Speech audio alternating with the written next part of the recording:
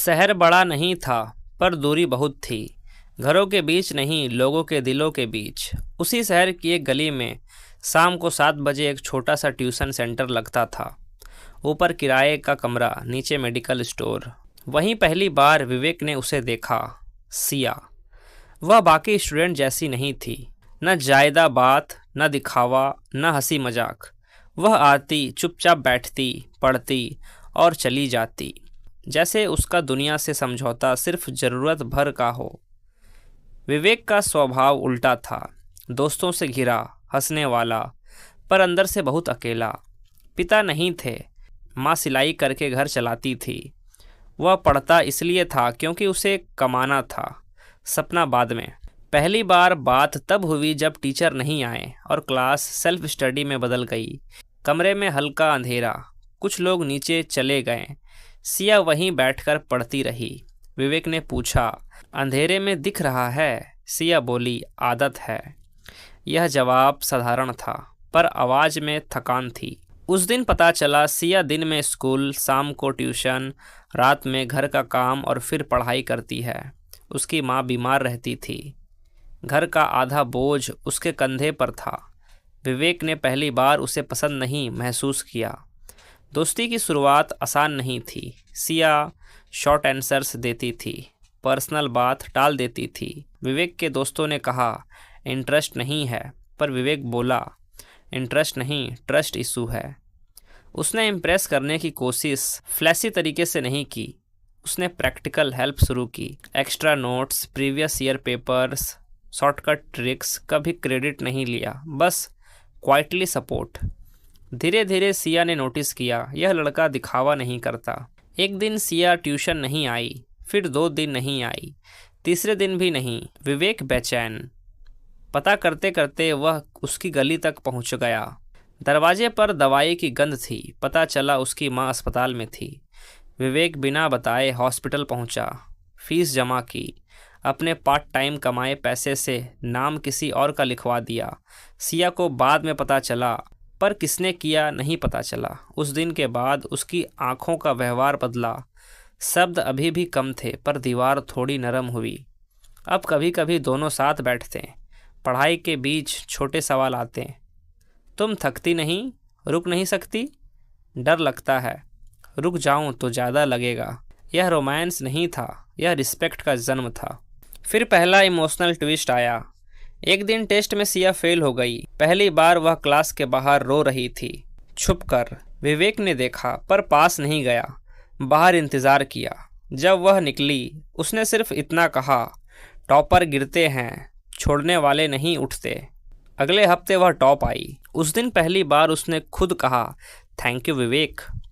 नाम सुनकर विवेक को अजीब खुशी हुई। दोस्ती अब गहरी हो रही थी, पर अनस्पोकन। दोनों जानते थे कुछ है, पर बोलना जोखिम था। दोनों की जिंदगी फ्रेजाइल थी, डिस्ट्रैक्शन की जगह नहीं। फिर बड़ा ट्विस्ट। सिया के घर में शादी की बात आ गई, जल्दी। कारण माँ की बीमारी, आर्थिक डर, रिश्तेदारों का दबाव। लड़का सेटल्ड, उम्र ज़्यादा। सिया ने ट्यूशन आना बंद कर दिया। विवेक को कोई एक्सप्लेनेशन नहीं मिला, सिर्फ एक छोटा सा मैसेज आया, अब मत इंतज़ार करना।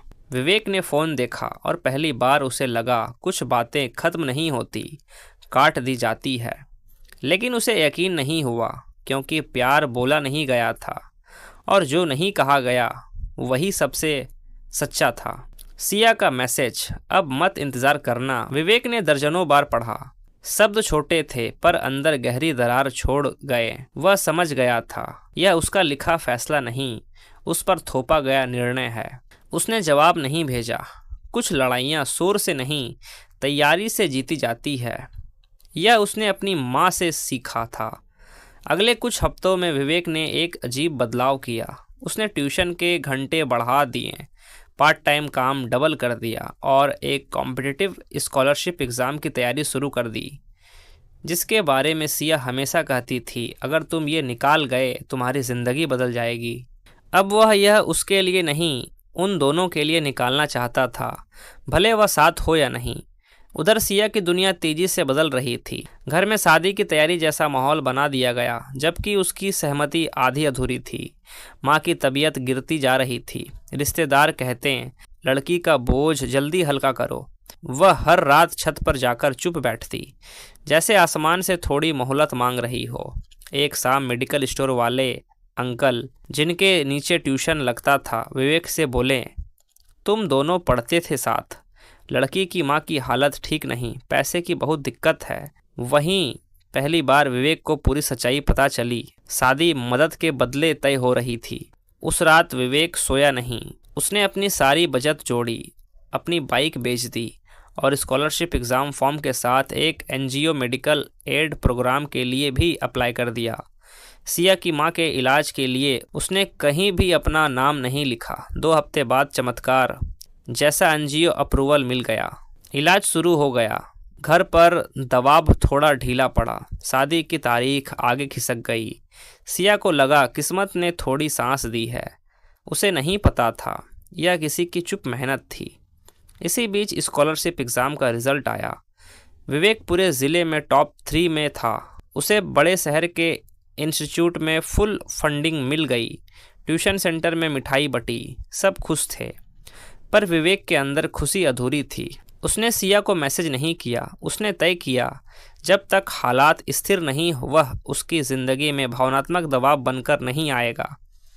फिर अगला ट्विस्ट आया, खतरनाक वाला। जिस लड़के से सिया का रिश्ता तय हुआ था, उसे एनजीओ इलाज और तारीख टालने की बात पता चली। उसने गुस्से में आकर परिवार पर दहेज और जल्दी शादी का दबाव बढ़ा दिया। इस बार उसका व्यवहार खुलकर खराब था। सिया ने विरोध किया। घर में बड़ा झगड़ा हुआ। उस रात सिया घर से निकलकर मेडिकल स्टोर वाले अंकल के पास पहुंची, रोते हुए। वहीं संयोग से विवेक भी मौजूद था। स्कॉलरशिप पेपर देने आया था। दोनों 5 सेकंड तक बस एक दूसरे को देखते रहे। महीनों की दूरी, बिना शब्दों के। विवेक ने सिर्फ इतना पूछा, तुम ठीक हो? सिया ने सिर हिलाया। अब नहीं छुपाऊंगी। सारी सच्चाई बाहर आई। मेडिकल अंकल ने भी सच बता दिया। एनजीओ, फीस, मदद सब विवेक ने किया था। सिया स्तब्ध रह गई। तुमने बताया क्यों नहीं? विवेक ने शांत स्वर में कहा, मदद का शोर नहीं होना चाहिए, असर होना चाहिए। यह वह पल था जहां प्यार कन्फेशन से नहीं, कैरेक्टर से साबित हुआ। अब फैसला लेना था। भागकर शादी करना ऑप्शन था, पर सिया ने मना किया। मैं माँ को छोड़कर नहीं जाऊंगी, विवेक ने कहा, और मैं तुम्हें झुकाकर नहीं ले जाऊंगा। उन्होंने लीगल रास्ता चुना। एनजीओ और मेडिकल अंकल की मदद से दहेज, दबाव और जबरन शादी की शिकायत दर्ज हुई। मामला खुला, रिश्ता टूट गया, इस बार हमेशा के लिए। घर पर तूफान आया, पर सच की वजह से। कुछ महीनों में सिया की माँ की तबीयत संभली। सिया ने अपनी पढ़ाई फिर शुरू की, स्कॉलरशिप के साथ। विवेक बड़े शहर चला गया, पर इस बार दूरी साफ थी, डर वाली नहीं। 2 साल बीते। मेहनत, calls, occasional fights, mutual growth. उनका रिश्ता अब अट्रैक्शन नहीं, पार्टनरशिप था। विवेक ने पढ़ाई पूरी कर स्टेबल जॉब ली। पहली सैलरी से उसने क्या खरीदा?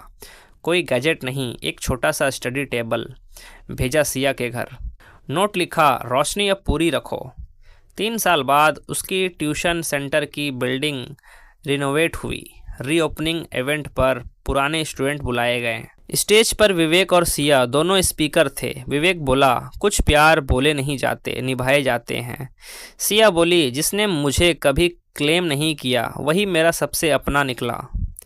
नीचे बैठी उसकी माँ रो रही थी, इस बार खुशी से। इवेंट के बाद वही सीढ़ियाँ, वही जगह जहाँ अंधेरे में पहली बात हुई थी। विवेक ने कहा, अब बोल दूं? सिया मुस्कुराई, अब सुन भी लूँगी। मैं तुमसे प्यार करता हूँ, लंबे समय से, बिना शॉर्टकट के। सिया ने जवाब दिया, मुझे पता था, तभी तो रुकी रही। शादी साधारण हुई, पर सम्मान के साथ। कोई भागना नहीं पड़ा, कोई झूठ नहीं बोलना पड़ा, कोई छुपाना नहीं पड़ा।